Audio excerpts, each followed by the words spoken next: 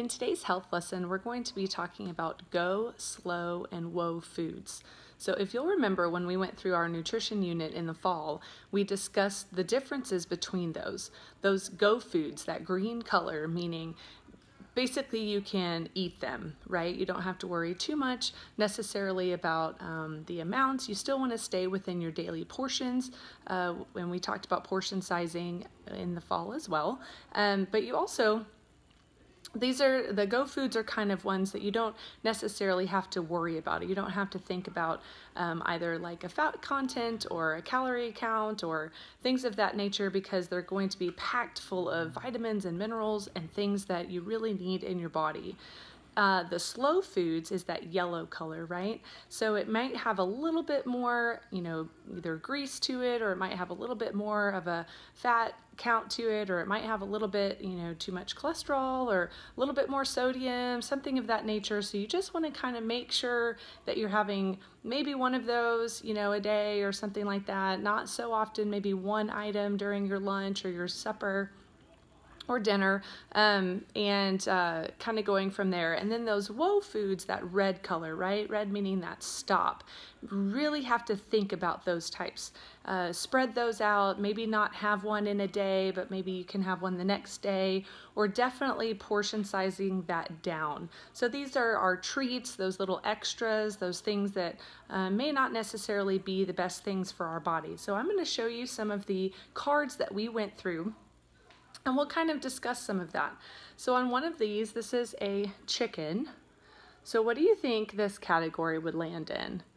It's a protein, probably more of that go food. Now it might also deal with the way in which we prepare that, how much of something we're putting on top of it. So that seasoning, that butter, those extra things like that are going to kind of move something more into that slow category.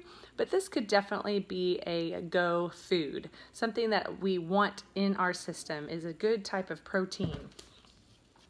Then what about these? So we have some long green beans here, a vegetable. Where do you think that lies? Probably also in that go food, right? If we can steam them, or if we can eat them raw and maybe, dip them in something light. But again, those added little things. So for instance, ranch, right? So if I'm adding something to my vegetable, then now I'm putting something kind of more into that slow category. So we don't want as much type of dressing or oils or things of that nature. And if we can just eat things fresh and by themselves, either steamed or, like I said, raw, then that's going to keep it in that go category. So we definitely want to have plenty of those in our diet as we go along. And what about these? How many of these have you been having over our break? Over spring break, okay? And then now as our transition into distance learning, our donuts, right? So we definitely want to minimize these. This is going to put us into that whoa category, that red. We really need to kind of minimize how much of those types of treats we're having in a day. And what about popcorn? What do you think? Now it does come from corn, right? And then depending on what is on it, so whether it's that butter, whether it's salt, okay, cheese, or maybe it's flavored popcorn and it has caramel, or it has chocolate, or it has all kinds of stuff on it. Again, probably a slow category to start with, but then if I add things to it, then that's going to unfortunately move it into that whoa category. So we really want to watch that. Now let's get into kind of combination meals here.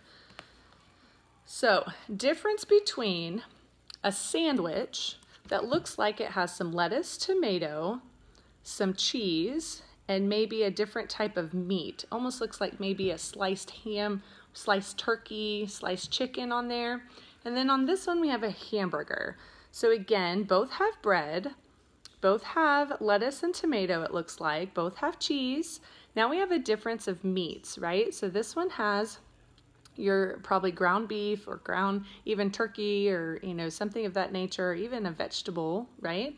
A veggie patty. And then this one looks like it has wheat bread, which is great.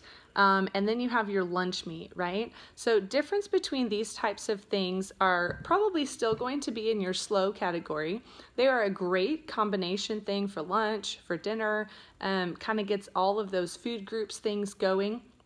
But again, just in preparation, right? So if this one comes with some grease and all that kind of stuff that we talked about, the way in which it's prepared, if we can minimize some of that, then it keeps it in that a little bit healthier category. And plus the type of meat that I might use, or if it's a veggie patty, those things of that nature, keep it a little bit on that healthier side as far as choices go. Now my choice here, so lunch meat is going to be a little bit higher in sodium than maybe what this one is, but as far as like my wheat bread and things of that nature that I'm putting together, then I'm just kind of having to choose between what my needs are, right? And what kind of decisions I'm trying to make as far as choices. So still pretty good choices. You just want to make sure that you're putting the right things together. Adding those vegetables to those types of things are definitely a good choice. Let's just do a couple more here. So we have our fruits, right? And I want to encourage you that while you are home with family, okay, is to try varieties, right? So different colors of fruits, different colors of vegetables. So we have our red colors here, okay? And the reason behind different colors of vegetables and fruits is because they offer a variety of different vitamins and minerals. Okay, so some of them are going to be higher enriched in some of those vitamins and minerals and then weak in some others. And so by changing it up and not eating the same vegetable or fruit all the time is really the best way to try to cover some of that. So you have your reds, you have some of your greens, which we looked at green beans earlier, right? You have your orange type of group with carrots, your yellow type of group with your pineapples, right? And your bananas, okay? Now let's talk about the vegetable side of like a potato, right? So in the fall, we did use this as one of our examples. And for instance, this would be, again, what that basic potato is going to be, and then what am I adding to it? Okay, and then how is that going to continue to either keep it in that go to slow type of category, or what's going to be moving it from a slow into a whoa type of category. So again, trying to stay away from some of the multiples of creamier things, right? So if I have a lot of butter on there, if I have a lot of sour cream, or if I have a lot of, cheese or bacon and things of this nature, even adding some vegetables, right? Or if you like to have like the meat topped ones, right? Like a brisket type with barbecue and things of that nature. Again, all good things when you're hitting all of those food groups within those certain types of quantities, right? So just kind of making those healthier choices. Definitely making healthier choices between our snack options, right? So a pretzel with a lot of salt on it. Maybe I just do no salt, but now I can have a little bit of, something fun to dip my pretzel in. If I have a choice of a sweet treat, right?